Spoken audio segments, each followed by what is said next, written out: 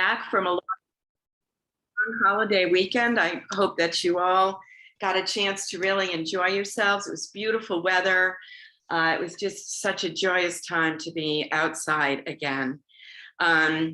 Welcome back to NYC Builds Bio monthly programming. We've got lots of exciting content to share with you. So I hope you will join us for future events. My name is Nancy Kelley, and I serve on the steering committee and as a founding member of NYC Builds Bio. I'm joined by my fellow founding and steering committee member, Mitch Simpler, managing partner of JBB. Mitch, you want to say hello? Just good. Well, it's good afternoon now. Good afternoon, everybody, and welcome to the latest installment for New York City Builds Bio Plus. And hope you find this as interesting and energetic as the past ones have been. All right, and Nancy, good to see you.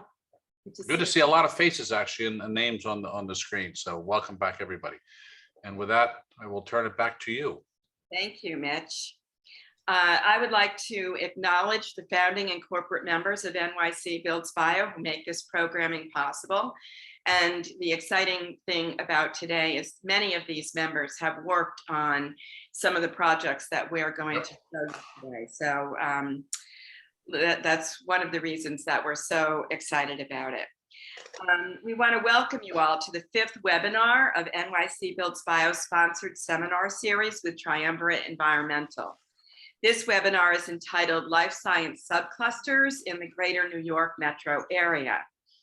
It will focus on the oldest and most substantial life science cluster in New York City, the area around Mount Sinai Health System and Academic Alley, which is the largest concentration of the best academic medical centers in the world. The mission of these academic centers is to care, research, educate, and innovate. And we will see how real estate supports this mission in many different ways. Our first webinar, held in January, discussed the impact of a recent New York City planning study of the Greater New York Metro Life Science economy on all of the subclusters in the Greater New York Metro region. It concluded that the New York Metro area, which includes New York, New Jersey, and Connecticut, enjoys the largest life science economy in the United States, and the 2020 census data shows it growing faster than many other regions of the country. The second webinar, held in February, focused on 2 of the fastest growing subclusters in New York City, Midtown West and Long Island City. The third webinar, held in March, focused on exciting new projects in Midtown East and Manhattanville in Harlem. In keeping with the focus on the Greater New York Metro area, the 4th webinar took a look at Hudson Square and Jersey City, just across the Hudson in New Jersey. You can find links to all of these sessions on the NYC Builds Bio website and on the registration pages for the next webinar. This seminar series will run for 8 episodes from January through September, each covering different life science clusters in the Greater New York Metro area in more depth. All of these subclusters are growing up around existing academic institutions and new private life science development in neighborhoods, which have distinct social, cultural, and recreational flavors. The next seminar is scheduled for June 28th, focusing on Brooklyn and Long Island, where lots is happening. Registration is open, so be sure to sign up after this event to learn more. Also, check out our website for other upcoming events, in-person tours, and receptions, which are scheduled throughout June, July, and August. We're excited about the inaugural Philly Builds Bio Symposium at the Union League of Philadelphia on September 13th, and the 2022 NYC Builds Bio Symposium at the Time Center on November 1st. Before opening it up to our program today, I want to give you some information, just review what's happening in the developing life science clusters in New York City and beyond, asking the question, where is life science growth taking place in the Greater New York market? Next slide. Well, just as happened in Cambridge, Mass, over the course of the development of their life science cluster, A number of subclusters are developing around academic hubs in Manhattan, flanked by 2 ground-up development opportunities in live, work, play environment for millions of square feet of commercial life science space in Long Island City and Jersey City. Next slide. The East Side corridor, consisting of Mount Sinai, Academic Alley, you can see that right at the top, those 2 yellow bubbles there, Long Island City, Midtown East, Brooklyn, Long Island, and Hudson Square, which is the nexus between the east and west sides of Manhattan. The West Side corridor, next slide, which stretches from the Bronx-Hutchinson Metro Center down to Columbia Presbyterian in the north, then through Manhattanville, Midtown West, Hudson Square, and on to Jersey City. Today, we will learn about Mount Sinai and Academic Alley, where, as I said, the largest academic medical centers are advancing their mission for care, research, education, and innovation through exciting new projects.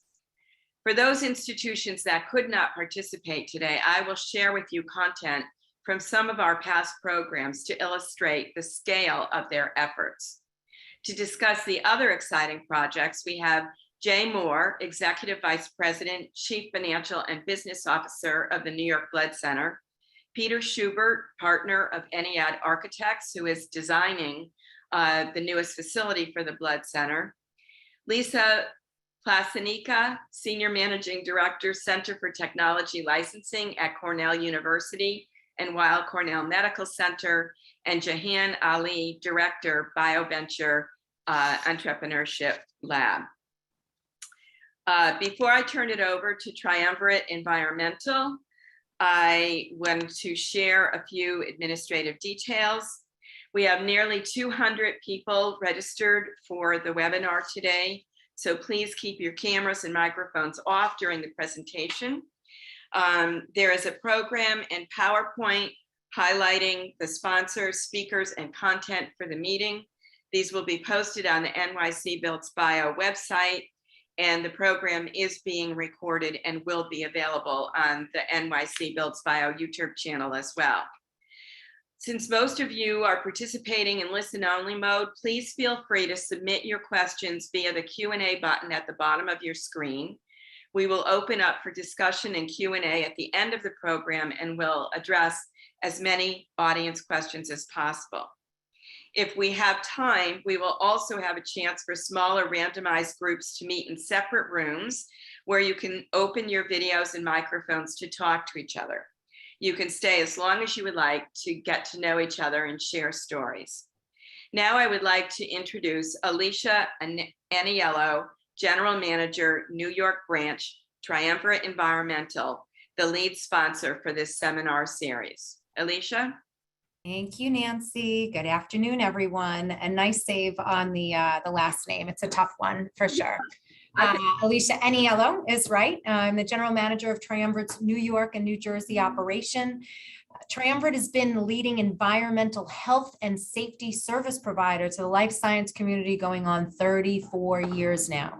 From laboratory moves to regulatory setup, permitting and on-site support, including waste disposal, we've partnered with hundreds of life science companies across the country and helped them grow safely from their early stages in incubator spaces through to production and manufacturing spaces. I've been with Triumvirate for almost 16 years. It's been wonderful to witness cutting-edge technologies come to life. Our success comes from our flexibility and customization of our offerings to fill all EH&S needs through one vendor, thus leaving the researchers and management companies free to remain hyper-focused on their science and the success of their business. With the excitement and growth here in the New York metro area, I thought Triumvirate could host this series and place a spotlight on the area with our long list of life science clientele across the country as our audience. As Nancy discussed, with our world-class research hospitals and top universities, along with the growing amount of space and funding being dedicated to life science here in the New York metro area, our location is ideal for collaboration between researchers and innovators. At the local level, Triumvirate has a full operation in New York City since 2003, including the only commercially permitted hazardous waste storage facility in the 5 boroughs. We are the only local resource in this market, and having the facility puts us in the same seat as all of our clients. We're under the full scrutiny of NYC DEP, FDNY, and the New York State DEC. We've been providing EHS support and consulting, waste disposal support, and emergency response services to some of the largest research institutions in New York City for over 20 years.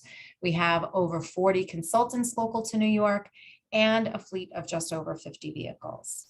For today, I'm super glad we're talking about research in the healthcare space and pointing out the abundant talent that we have here.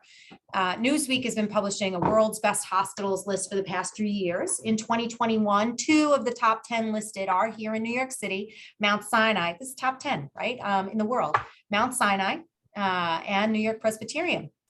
Not too far behind NYU Langone. MSKCC, Memorial Sloan Kettering, also holds a title for being in the top 2 hospitals for cancer treatment in the US for the past 30 years. Triumvirate has been working with all of these institutions for many years now.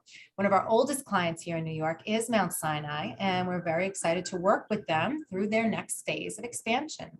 Again, big thank you to Nancy and New York City Builds Bio for providing us with this platform to spread the word about the developments here in New York, and enjoy the presentation today. Thanks, Alicia. Appreciate your support as well in helping us to kind of expand the reach for our message. Next slide. So first up, I'm really excited to talk about all of these great institutions in New York. This is really where it all began, with research that pursued cutting-edge treatments for patients, educated the next generation of doctors and nurses and researchers in the world,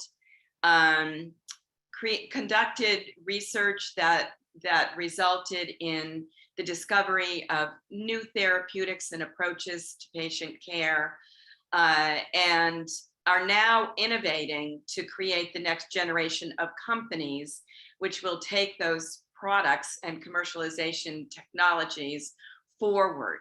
And so this is a very forward-looking system of institutions that all interact with each other, and you'll see that through the real estate projects that they are pursuing to bring their mission and dreams into fruition. Next slide. Mount Sinai Health System is kind of in the northernmost area of the Upper East Side, where a lot of the academic centers are. They are particularly known for precision genomic medicine and artificial intelligence. And just in the last year, they opened a new center for artificial intelligence and human health, demonstrating how these academic centers are staying on the leading edge of where technology is going. This was a $100 million research center focused on 3 areas: a center for genomic health, multi-scale disease modeling for more effective treatments, and precision imaging. It's housing 40 new investigators and 250 graduate students, postdocs, and staff. And you can see it there in the picture on the Upper East Side. Next slide. This is a particularly far-reaching project that they have just announced last year. They partnered with Georgetown Company at 787 11th Avenue to sign a 165,000 square foot lease. This is the first time a major academic center in New York has partnered with a private landlord to develop research and clinical space in the city. And they did it on the west side. So this is in Midtown West, which expands their footprint. And it's in an old Packard building, which is really interesting how the industries of yesterday are being transformed into the industries of tomorrow. Next slide. So here you can see the cars coming down on the ramp in the inside of that building when it served as a production facility and distribution facility for cars. Next slide. And now it has gone through, or is going through, a substantial transformation into a modern clinical and research facility. Next slide. Here's what it will look like when that transformation is completed. Next slide. And here is the program. Mitchell Giorgola, who is one of our architectural members, is designing this space. They have laid out research alongside clinical care, which is something that it will be increasingly prevalent amongst all of the institutions in the future as clinical care and research actually begins to merge. Next slide. And they have everything from core labs to a focus on neurology and neuroscience there, cancer research, there's a vivarium, and labs to recruit new researchers. Next slide. And on the clinical side, they are working with imaging, just as they are in their artificial intelligence center. They have a breast center there, a spine center, and conferencing facilities. So quite an exciting new program to spring up on the west side of Manhattan in Midtown West, right next to the Hudson Research Center. Next slide. Jay, would you like to introduce the New York Blood Center? Great, thank you, Nancy, and it's a pleasure to be here. And also thanks to Triumvirate and the other sponsors for allowing us to present this morning. Next slide, please. And next slide. So I'm just by way of background, I am the EVP of CFO and CBO of the organization. I'm relatively new to this great company, and I'm very proud to be a part of it. I joined just under 2 years ago. I come from the biopharmaceutical industry, so have some perspective on the importance of research, particularly cutting edge facilities like we are contemplating here at the Blood Center and those around us in helping to advance our mission. So for those of you who aren't familiar with the New York Blood Center, just by a quick way of introduction, we operate currently in 17 states. We operate through 5 various operating divisions, of course, the mothership being the New York Blood Center, but we operate in Rhode Island, Delaware, Kansas City, Missouri, and the Twin Cities of Minneapolis and St. Paul.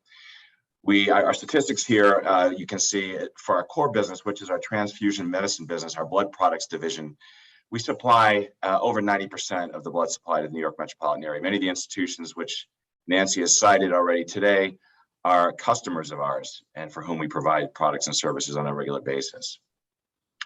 We also are fortunate to have a specialty pharmacy operation that is in Long Island City, which supplies life-saving treatments to individuals suffering from hemophilia. But in addition to our lab operations business, there are 2 other components of our innovation platform that I'd like to share with you. Comprehensive Cell Solutions is a long-standing entity within the Blood Center that collects and manufactures cellular therapies for advanced cancer therapeutics. And although we have been doing this for now more than 20 years, working with both hospitals as well as biopharmaceutical partners, we are redoubling our efforts and our resources in this area. This is a high growth area for the industry. As you might be familiar, cell and gene therapies are really on the cutting edge of treatments, not only for cancer therapeutics, but also for autoimmune diseases and rare diseases as well. So we have, for example, currently on the Upper East Side, 2 GMP clean rooms, clean suites that manufacture for some of the world's largest biopharmaceutical companies. And we continue to drive and invest in this business, and we'll do so going forward. And then the last leg of the stool from an innovation perspective is our Kimball Research Institute. And this is, at least to our estimation, one of the largest preeminent blood research organizations, as well as cell therapy research organizations in the country. And this has been around now for about 25 years. We house 16 principal investigators and additional researchers, principally on our Upper East Side facility at 67th Street, but elsewhere as well. And the focus of our researchers there is on cell therapies, regenerative medicine, non-malignant hematologic disorders, and others. And our researchers receive roughly $15 to $20 million in NIH funding every year to pursue their mission, as well as about $25 million in funding from the Blood Center every year to help support that initiative. Next slide, please. Some of our most notable accomplishments for which we're most proud, I'll start with there on the upper right side is the first stem cell product approved by the FDA called Hemacord. This is sourced from our cord blood bank, the National Cord Blood Program, which resides in Long Island City. We transplant today over 100 patients a year who suffer from advanced leukemias. At one point, we were transplanting over 500 a year. And increasingly, this resource of stem cell products are being used as manufacturing starting material for cellular therapies, like I described previously. In addition to Hemacord, we've been on the forefront of producing vaccines for some of the world's deadliest and most life-threatening infectious diseases like hepatitis B and C. We created the first technology to treat and inactivate pathogens in the blood supply, what we call solvent detergent plasma. And the benefit of that particular technology and the proceeds from licensing agreements created the hallmark of our endowment, which we currently use today to help advance our research. And I've listed a few other notable accomplishments there that have come from our research institute on the Upper East Side. Next slide, please. But without the platform, the real estate platform specifically to support our initiative, we wouldn't be able to accomplish what we've done so far and hope to do in the future. So again, for those of you who aren't familiar with our organization, we operate 66 assets, real estate assets across the entire enterprise. And you can see them here on this map as they've lined up, quite nicely with our various operating divisions. It comprises about 1 million square feet overall, and they support the mission that we have. So the research mission for sure, but they are most of our real estate portfolio is the touch point in our interface between our organization and the communities we serve. Our donors access our donor centers and retail settings, also through mobile drives, but largely in a retail setting. We collect blood and cellular therapies in these locations, and we process and distribute blood products for our community hospitals and academic partners. So you get a sense here, I think, in this particular slide for the breadth and depth of our portfolio beyond New York City. Next slide, please. We have 3 projects I'd like to describe to you today that are taking place currently in the Metro New York area. And they are really just a few of what we're doing as an enterprise. We have large real estate development projects going on elsewhere, but for this audience, I thought I would focus on these particular projects. So most of you, I think, are familiar with, at least if you hadn't been reading the newspapers the last year, you probably would have heard about the New York Blood Center and our real estate project on the Upper East Side. We are currently operating in a 1930s vintage automotive trade school on 67th Street between 2nd and 1st Avenues. And the facility has been a part of our portfolio since the early 60s. And we've retrofitted that particular building with the labs I described to you earlier. But we have outgrown this both physically, but also from a technical perspective, and have partnered now with Longfellow Real Estate Partners, as well as Aniello. And Peter Schubert is here, and we'll talk more about the programming of this project in just a moment. But we will be redeveloping the Center East project into a state-of-the-art 12 or 13-story building on the same property that where we currently reside. And this is an exciting one for us because it will incorporate a number of different features. Lab space, of course. It will serve as an incubator for startup biotech companies at all stages of development, from early preclinical all the way to more mature advanced clinical stages. A core facility, it will house a vivarium and offer a community space for us to interface with the community around us. We are proximal to the rest of the ecosystem, which Nancy described earlier, and we're proud to be partners in many cases with the institutions around us. And of course, this project will create jobs, both union jobs, well-paying union jobs, but also will be an incubator for STEM students who are coming up through high school, but also through college and undergraduate curricula. And we will be proud to offer both full-time jobs, but as well as many internships and practicums over the course of the students' career time. I should add, Jay, that we had a webinar last fall which highlighted the New York Blood Center and many of your programs and your partners. Yes. Those STEM jobs. So if anybody's interested in taking a look at that, you can go back in our inventory and see that webinar. Great, thank you for that. And I'll ask Peter to comment on the programming in just a second. But and of course, we know this will have substantial economic benefit to the city, particularly at this critical time. Next slide, please. So in addition to the Center East project, we have two other smaller but important efforts underway at the moment. The first is a facility that we've leased recently, late last year, the former Avon headquarters in Rye, New York. And this is a first for the Blood Center because it will be the first time in which we co-locate a lot of our key operating functions around Metro New York onto one campus. Currently, we operate in 5 distinct locations. The Center East location that we described earlier, that is largely executive and research functions. We have a facility in Long Island City, which houses the cord blood program I mentioned earlier, but also a major component lab for manufacturing blood products. Westbury, Long Island, another manufacturing facility. The upper Hudson Valley in Elmsford, New York, is a medical programs and services facility, and then also one in New Brunswick, New Jersey. This will be the first time we are operating together as one organization on an 18-acre campus right at the intersections of I-95 and I-287, as well as the Metro North corridor. So we're very excited about this facility, about 200,000 square feet, multi-use. Our landlord is George Comfort, or Peter Duncan, for those of you who know George Comfort and Son. And we hope this project it's in design phase now, and we expect that this will be open sometime in the first quarter of 2025. I'll come back to the timeline in a moment. Importantly, it will also house our laboratories on a swing basis, moving from Center East to Rye, and then ultimately we'll move back into Center East upon the completion of that facility. So just gives you a sense of kind of the movement of what's happening around the Metro New York area.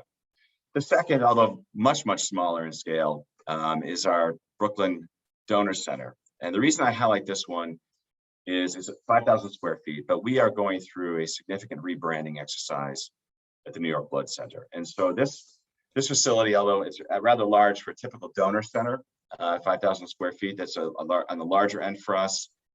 It will incorporate our new branding and sort of color and physical kind of layout of our traditional donor center. And this will be the first one in the enterprise that will adopt this new program. Ultimately, that will be rolled out to the various other divisions around the country. We're very excited about this. This will be opening at the end of July and will include also the collection of cellular therapies for cancer therapeutics patients. Next slide. So I'd like to maybe pause here for a second and ask Peter to comment as our partner in this at Center East, talk about what our programming is to include, how we'll lay out, and to offer any other insights or perspectives here. Peter. Thanks, Jay. Well, this is a very exciting project. I'm going to come in from 40,000, if I may. New York City is an emerging cluster, and it's really moving fast. And I think what makes New York unique in the life science industry nationwide is that it is in New York City, and the life science is going to be integrated into a live, work, play environment. We're working nationwide, and really a lot of the other clusters, for instance, Boston and on the West Coast around San Diego and San Francisco, they're really all about campus, and they're more suburban in their nature by comparison to New York. Cambridge perhaps is an urban environment, but even Cambridge is trying to infuse its campus with a kind of live, work, play environment. And Matimco, for instance, is moving forward with a lot of residential and whatnot. But if you start there in terms of all these life centers nationwide are really more about sort of more separate life science communities, New York is the only one that's going to really provide the kind of amenity package inherent in a site by site. Having said that, if you start to think of New York as programmed from the whole bioarc that Nancy and I generated early on, that bioarc is continuously connected by subways. And it's the only community in the nation that can say that. So you really have to really look at it as a whole in terms of what is New York's life science community specifically. And it's really an interconnected sort of series of subclusters. The other thing is that this building is really important to the New York life science community, but also New York itself, because like perhaps Alexandria Center, it's going to be the first major ground up, state-of-the-art, sophisticated lab. And Mitch, please comment on anything you think is important, but it's really going to provide state-of-the-art facilities that that although a lot of sort of repositioned buildings can provide, this one's going to do it in a way that's most efficient. It's built around the programming of structure and its relationship to lab bench size. It's got the highest ceilings. You know, a lot of the repositioned buildings are 12 to 13 feet, which does limit a lot of what you can do compared to a ground up. So in the end, once Alexandria Longfellow project with Center East, there's a couple of other emerging ground ups, and throughout Manhattan, it's going to be a sea change for New York. This particular building is really all about re-engaging the community. It's going to be currently, as Jay said, it's kind of in a warehouse kind of very insular brick building. It's going to become much more an engagement of the community. It's going to be transparent, science on display, visually outreaching to the community, but also through its own sort of programming. The bottom of the podium of the building is going to be mostly a blood center. The ground floor is basically all about outreach to the community and making it a part of the community. There'll be a center kind of terraced co-working community space at the top of the podium, and then above that will be really wonderful, about 32,000 square foot floor plates that will be designed to be extremely efficient. Within the amenity package will be a vivarium that will be available to the tenants. There'll be core labs that will have and present state-of-the-art research to some of its tenants that want to have access to sort of really sophisticated equipment. And then the spaces themselves are really laid out on a 14-foot, 6 floor to floor, and then a 11-foot planning module, which is currently thought to be the sort of post-COVID world of best planning module out there relative to space requirements and space between labs and efficiency. Thank you, Peter. And it goes without saying, we're proud to be part of the neighborhood and very much looking forward to this next generation of our operations and particularly our innovation in the New York area. Next slide, please. So there's a lot on our plate, as you've heard, and we have a lot coming to the Blood Center over the next 4 to 5 years. And what started, last fall and right before Thanksgiving was the approval by the City Council of our rezoning request for Center East for the use that Peter just described. So this happened. This was a watershed event for the organization. We think obviously for the city, for the reasons that Peter mentioned. So we feel very good about the accomplishment of the rezoning exercise last fall. But that being said, we received an Article 78 petition that was filed right at the end of the 120-day statute of limitations. We are working through that as we speak. But while that's happening, we are certainly optimistic that will proceed. And although it may create a delay or two, we believe it will proceed according to our original plan. We continue to work on the Rye campus project, which, as I mentioned earlier, will encompass all our operations around New York City into one 18-acre site. And that we hope or expect to be opening in January of 2025. And while that happens and shortly thereafter, construction will start, and then we'll be continuing at the Upper East Side facility, Center East, with a target of roughly Q4 2028, subject to further approvals and so on. But that's roughly the benchmark we're looking at over the next 6 or 7 years. And this sort of scope of work at the Blood Center is become such an important part of our business and our mission. We've decided to indeed and actually bring on new leadership and a new chief real estate officer to help drive a lot of this exercise. So it's these projects. So it's an important part of what we're doing, and I want to thank you all for your time this afternoon. Thank you. Thank you, Jay. What an exciting vision, and just amazing the way that the Blood Center has really expanded across the country. So seeing Center East actually go up. Next slide. So another institution on the Upper East Side is the Hospital for Special Surgery. Next slide. And they are also pursuing their mission through an expansion of their real estate. As Alicia said, many of our hospitals are the world's leading hospitals, and Hospital for Special Surgery is ranked #1 in orthopedics for 12 years in a row by US News and World Report. They also launched a very innovative program called HSS Perform in 2021, which offers a one-stop shop for musculoskeletal needs. I wasn't aware of this, but chronic pain from back and other areas of the body are one of the tallest healthcare problems that we face. And so Hospital for Special Surgery is an expert in helping to alleviate that pain. They have locations throughout New York City, in Manhattan, Brooklyn, Queens, Long Island, Westchester, New Jersey, Connecticut, and now Florida. And their main campus is in the heart of Academic Alley at 535 East 70th Street. But they have just announced plans to expand, which will include a new 12-story, 94,000 square foot tower rising over the FDR Drive, much like their neighbor Rockefeller created their campus over the FDR Drive several years ago. And we'll have some photos of that in a minute. But they will be adding inpatient units and recovery floors, and they have raised $130 million in philanthropic donations to do it. So again, we see this close interplay between the advancement of science, research, and healthcare, and the need for the facilities that will accommodate those new approaches as you move forward into the future.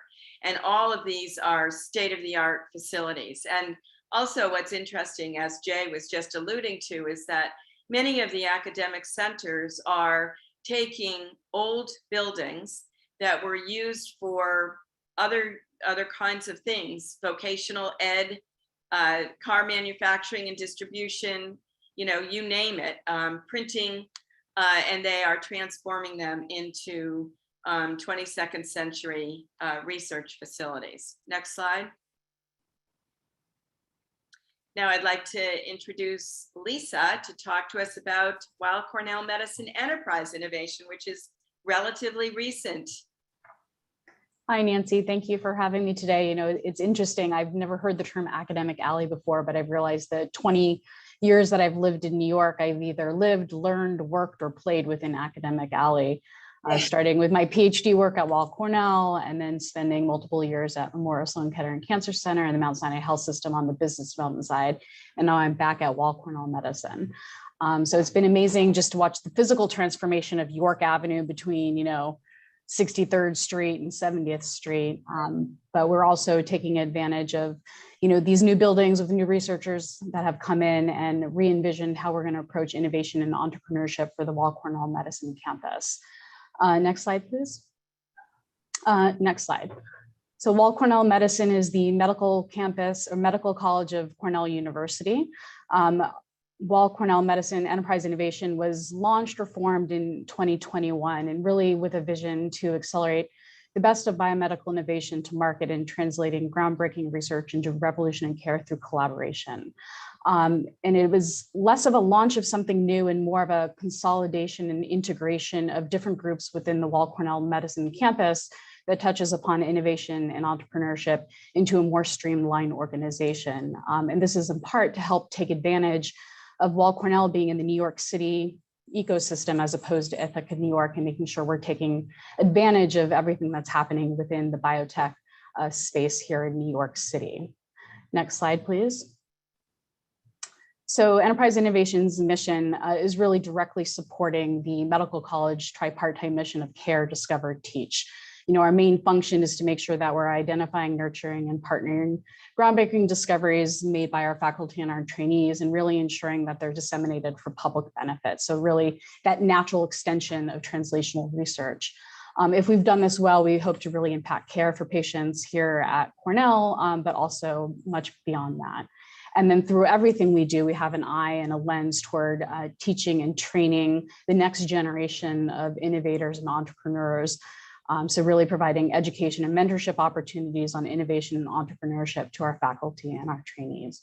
Next slide, please. We have sort of 5 main thrusts of activities, really spanning the full life cycle of innovation. And it really starts with fostering an innovative and entrepreneurial culture and providing rich programming and education to faculty and trainees on an area of science that they might not be so familiar with. So it's really about planting the seeds of an idea or realization that their research can be translated into products and services that can benefit society. And once we've planted that seed, we want to work with them to make sure that we're cultivating that. So bringing to bear the right resources that are needed to further develop a technology or an asset. Of course, we want to build a robust, commercially relevant intellectual property portfolio. And then our last 2 main thrusts are really connect and collaborate. That's our external facing activities. So it's about reaching out to the marketplace, whether that's investors or existing companies, and forging the right partnership for the right asset at the right time. And then once that deal is done, the work can really begin and really collaborating with that partner to ensure that technologies are developed to their fullest potential. Next slide, please. So as I mentioned, the enterprise innovation is in some ways not new. The groups that are under enterprise innovation, so the Center for Technology Licensing, which I head up for the Weill Cornell Medicine campus, our Biopharma Alliances and Research Collaborations Group, the Bioventure eLab, which Jahan will talk extensively about, and our Daedalus Fund for Innovation, we're all functioning within the Weill Cornell community for the past 10 years or so. But this is really meant to harmonize the activities and the work streams of these groups to really make sure there's synergies between them. And of course, we have to mention our partners at the Tri-Institutional Therapeutics Discovery Institute. So they're not formally within our umbrella, they are a separate organization, but they are a key component of our innovation ecosystem here at Weill Cornell, and also for our partner institutions, the Memorial Sloan Kettering Cancer Center and the Rockefeller University. Next slide, please. So really, we want to provide sort of end-to-end support through the entire sort of roadmap from inception to commercialization. It really starts with education and programming, in working closely with the researchers here and being able to help them crystallize ideas that can be converted into a translational partnership, and then helping to protect that idea, do the commercial outreach and secure a partner, and hopefully work with that partner to ensure the product makes it onto the market. So we want to start at the beginning with education, and we're there all the way to the end once a product makes it to market. Next slide, please. Our partners from TDI were not able to join today, so I'd be remiss if I didn't just mention how important they are to the ecosystem here on the Upper East Side in Academic Alley. They are a multi-institution drug development engine. It's a partnership between Memorial Sloan Kettering Cancer Center, the Rockefeller University, Weill Cornell Medicine, along with Takeda and Bridge Medicines. Next slide, please. And they provide really biotech grade drug development activities, both on the small molecule side and the antibody team. So it's amazing the resources they can provide. They take programs and projects from each of the institutions where we have maybe key clinical insights or novel biological target, and work with the institutions to develop hopefully a lead candidate or a research tool that can further interrogate the biology. If the project has been successful, Takeda and Bridge Medicines are 2 viable partnership paths to continue. And if either of them are not interested, the asset stays with the host university and is available for partnership or new co-formation. So they're a wonderful contribution to the ecosystem, both on the actual drug development side and also providing education and programming on the drug development process to our faculty and our trainees. Next slide, please. Weill Cornell Medicine has about $360 million in sponsored research funding. More than half of that comes from the NIH. Our faculty are top-notch faculty who are nationally and internationally recognized for their success, and have lots of awards every year. Next slide, please. One thing you might have noticed if you're walking down York Avenue lately is we're changing medicine here at Weill Cornell Medicine. We're right now in the tail end of a $1.5 billion development campaign to really transform the future of medicine to care for the whole patient their whole life.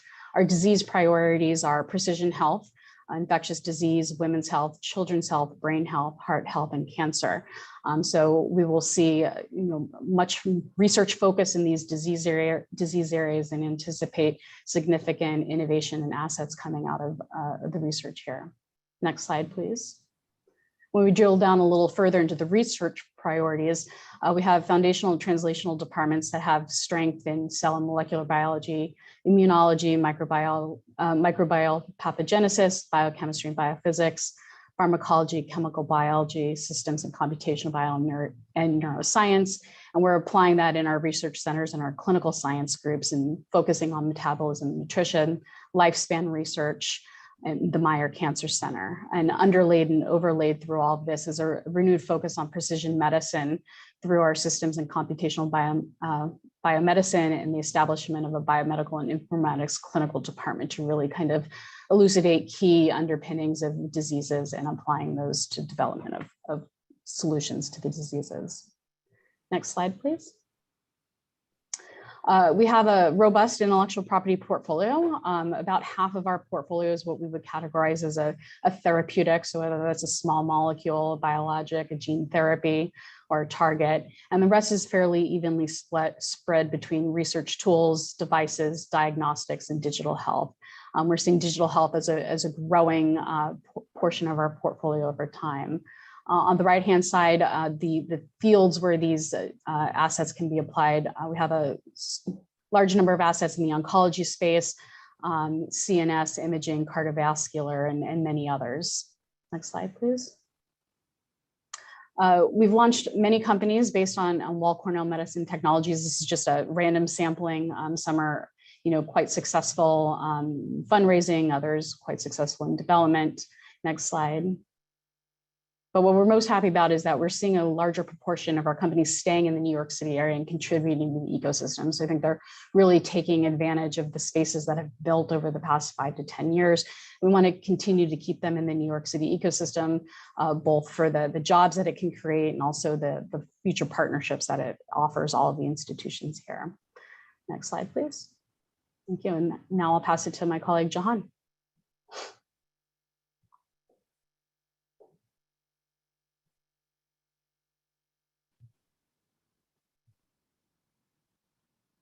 Nancy?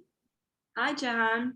Hello, would you like me to share my own slides or is this you guys sharing? We've got them up, so you can just tell us to advance the slide and she'll do that for you. Okay, wonderful. So hi everyone, my name is Jahan Ali and I am the director of the Bioventure eLab here at Weill Cornell Medicine. I'd like to thank Nancy and the New York Builds Bio for inviting me. Thank you very much. And to Triumvirate for sponsoring these events. I have been part of some of Nancy's other events and I think, they're really amazing. So I've known Nancy since New York Genome Center and, think she's quite amazing. Way back, Jahan. Can I have the next slide, please? So the mission of the Bioventure eLab is to foster a robust entrepreneurial ecosystem at Weill Cornell Medicine. And I'm going to take you through how we interpret and carry out that mission. So next slide, please. So it's been very exciting to hear from different people here today about the different spaces, coming up in New York City. We have, some people who've spoken here, but also I visited InnoLabs, the Alexandria has a new facility. So what we do is we're really trying to help create the companies and entrepreneurs that would house in those facilities. So the way we carry out our mission is to become the venture catalyst or the partner to the science entrepreneur. We begin at the idea stage. Many of our companies are super early because it's fresh science. And we provide a level of different resources, expertise that you see here, all the way to helping create an investable company. So we, just a quick shot, we will help find management. We've done that in several cases. We provide entrepreneurial training, both as a startup basics programs and to help entrepreneurs conduct customer discovery, which we do in partnership with Cornell Ithaca. We help with market research. We provide a whole host of other startup services. Next slide, please. So this is a comprehensive list of our services, expertise, and resources, but I won't go into all of these various ones. It's really just to show you what we provide at the Bioventure eLab. Next slide, please. So this is an example. I won't take you through every single program and bore you, but this is Accelerating Bioventure Innovation is a 12-week program where we have about 60 to 80 people who register each year for this program. So we have a captive audience with Weill, Cornell, Memorial, Sloan Kettering, and Rockefeller University, individuals who are very interested in learning about entrepreneurship. Not all of the people who come to this program necessarily have a company in mind. So we're training we're training these scientists. They may be postdoc, they may be grad students, but we're training them kind of in the commercialization. How do you commercialize a technology as a startup? So over the 12 weeks, we have subject matter experts. Each week we cover a different aspect of the business plan. Then for the participants, we give them a homework, and the homework is generally focusing on whether it's market research, whether it's budget, whether it's go-to-market strategy. So there are different aspects each week. And then, so we have a subject matter expert, we have a homework assignment. Then in addition, we pair them, each of the teams with 2 to 3 industry mentors. And these are mentors who can talk about, help them with regulatory, help them with IP, help them with all different aspects, but they also help drive home that week's lesson to these teams. We get our technologies from the Tri-I listed here, Sloan Kettering, Weill Cornell Medicine. So we work closely with the tech transfer offices in all of these places. And the other thing, as I said, our mission is really to build the ecosystem.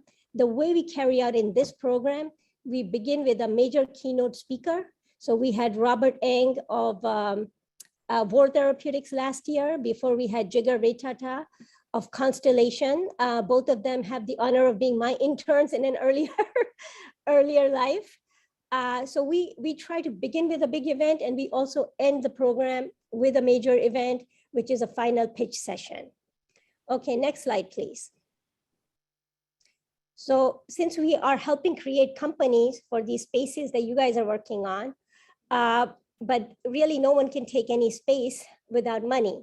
So we're helping create companies. We also launched a half-day partnering conference called InvestConnect.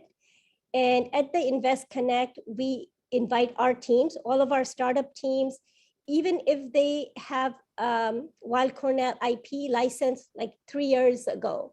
We just include everybody, and we're able to bring venture capitalists in, and it helps our companies, even if they're a little bit later stage down the road. So we're able to, in an afternoon, earlier this year in January, mediate 52 one-on-one investor meetings. These are 30-minute meetings. We guide the teams on how to conduct them. And really, the end goal is to help launch companies, to help get investment into companies. But the other soft goal is to start to build those relationships. So, in my different roles, when I was at the partnership fund, et cetera, you'd always hear, oh, how in San Francisco, you could walk down the street and you run into a VC, or how in Boston, you could do that in Cambridge. I think, I'm very focused on trying to build and forge those relationships so we can say that about in New York. So this event, again, every year hosts a keynote speaker as well.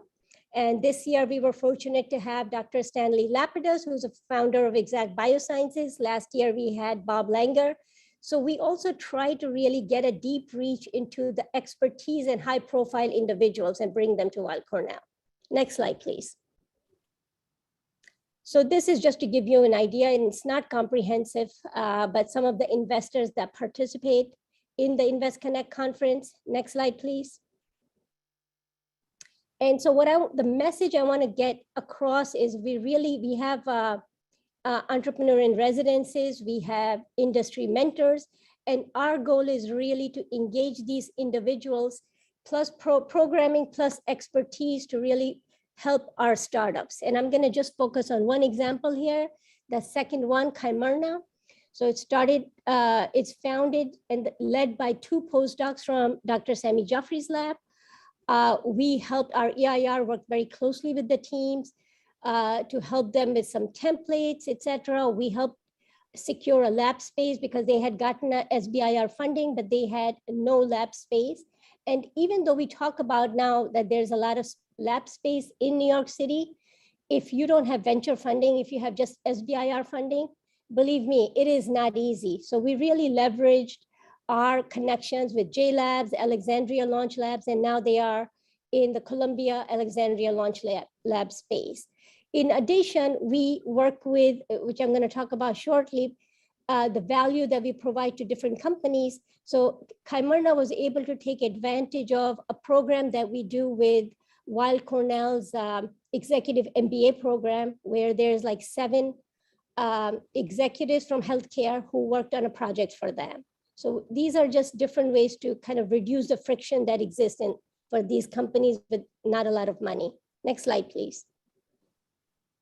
So another unmet need, we're all about trying to find unmet needs in our ecosystem. So of course, I think everybody's familiar with this at this point, that women raise really a small percentage of venture funding for various reasons. It's relationships, it's how women may be perceived, etc.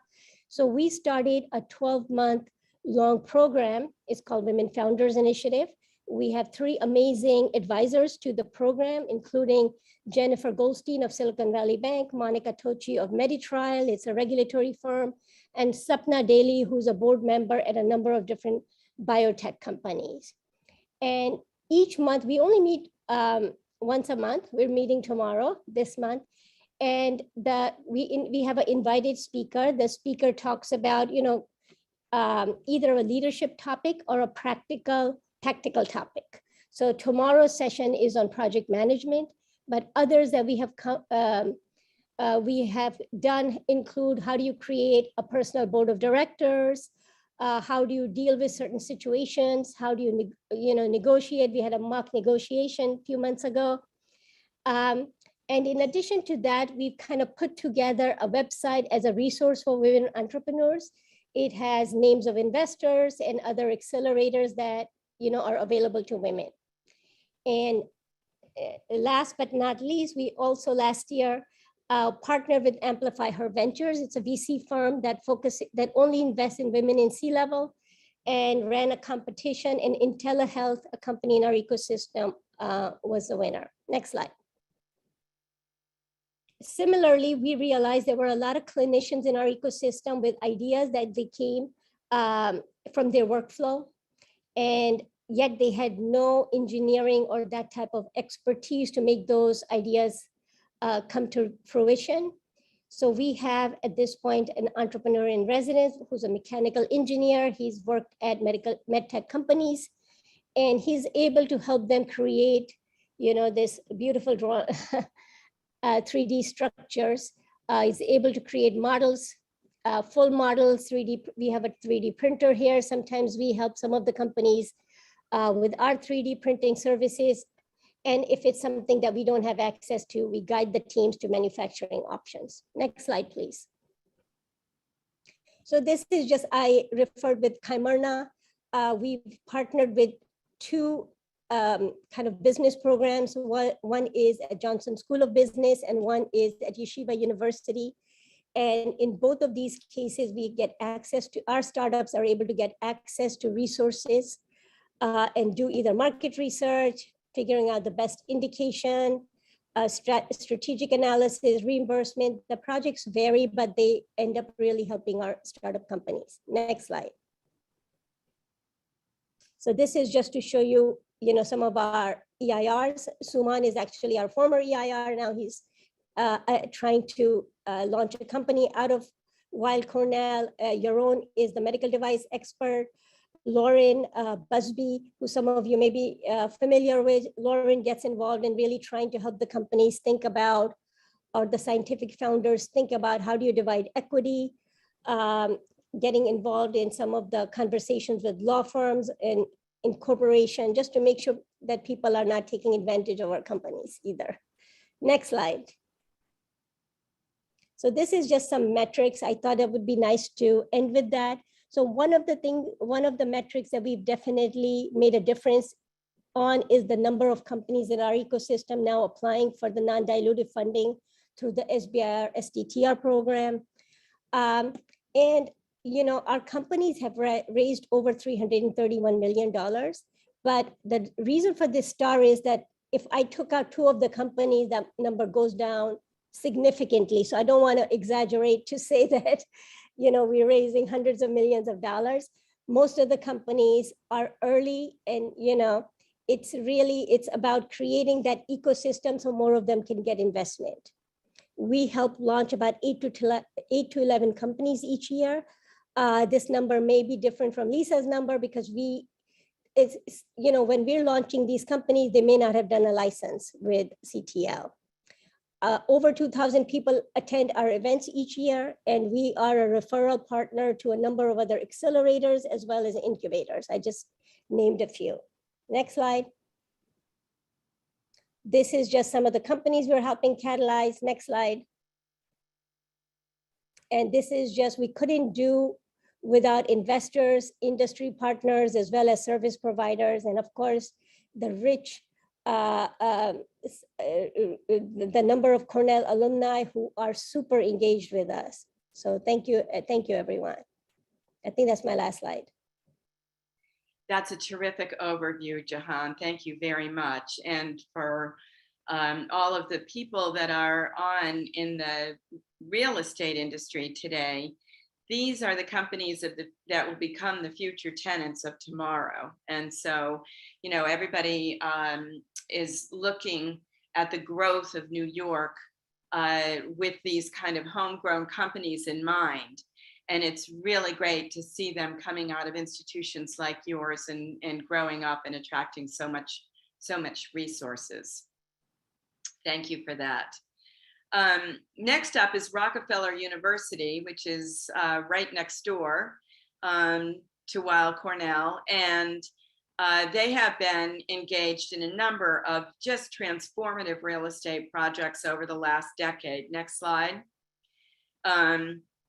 One of them was the completion of the Rockefeller River campus, which raised the entire campus and extended it over the FDR Drive.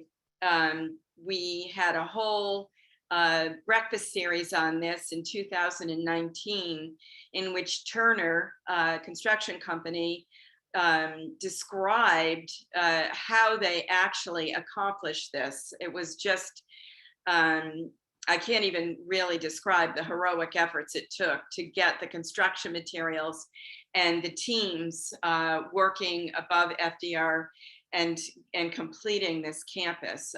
Quite extraordinary. So I would encourage those of you who are interested in the story to go back and have a listen to that. Next slide. This collaborative research center was actually completed or designed by Mitchell Gargiola, another of our members. It's a beautiful building where we housed the pilot laboratories for the New York Genome Center when we were first starting that up. And this building was actually built before the River campus was completed. So, but you can see through the design and just this sheer scale, the care and imagination that is being brought to the design and construction of these buildings. Next slide.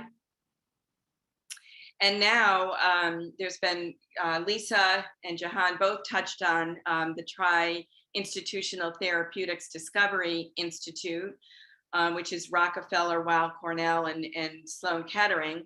And the Braun Translational Center is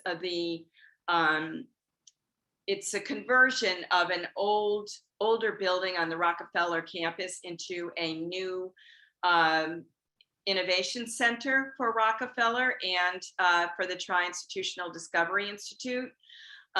where to hope that new companies will be housed and incubated. Next slide. And Mitchell Giorgiola is also doing the design work on this facility. Just showing you kind of the typical lab view there. It's their most recent project. Next slide. Memorial Sloan Kettering Cancer Center has been building facilities furiously over the last several years. Next slide. Right now, they've just announced a new tower, a 31-story pavilion, which will house 200 beds, 28 operating and procedure suites, as well as advanced technologies like robotics and digital infrastructure. It will be connected via a bridge to their main hospital building, and it's expected to be completed by 2030. Next slide. A center that they just opened was the David Koch Center for Cancer Care, a 25-story facility facing the East River, which was completed in 2020. Next slide. So that kind of completes our discussion and overview of Mount Sinai Healthcare and the Academic Alley, which holds all of the rest of these prominent and great institutions. It's been a lot of fun to learn more about them. I encourage you to tune in to the next webinar in this series, which will be held on June 28th, and where we'll look at some of the incubator facilities in Brooklyn and some of the great institutions and scientific federal laboratories on Long Island. Next slide. And you can register using that QR code. Just to give you a sneak preview of some upcoming events, so please save the date. In June, on the 21st, Commercial Observer is having their Life Science Forum, which will look at a number of cities and the proliferation of life sciences across the country. On July 19th, we will have a tour and reception in person at the Manhattan Factory District, sponsored by Safety Partners. July 26th, as I just mentioned, will be, well, that will be the next webinar series focusing on the Hutchinson Metro Center in the Bronx and Westchester. And then in August, we will also have an in-person tour and reception at the CUNY Advanced Science Center in Harlem. We have more programming that is scheduled for September, October, and November, which we will announce in the coming months. Next slide. But please put the two upcoming symposium dates on your calendar. These are both in-person events. We'll have our inaugural Philly Builds Bio Symposium on September 13th. And of course, our continuing NYC Builds Bio on November 1st at the Time Center. Are there any questions or any topics that someone might like to discuss before we drop into discussion rooms?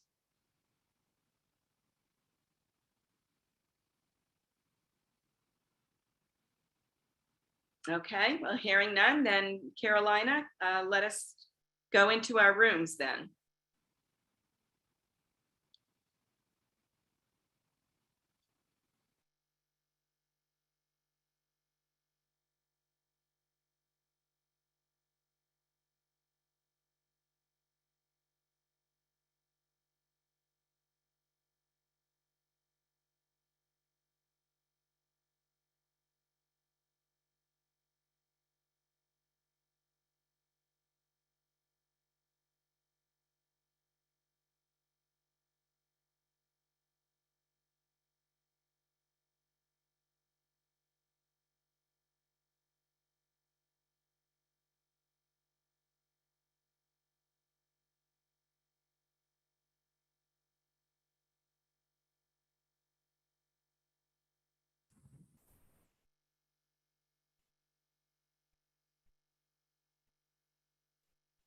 Carolina, can you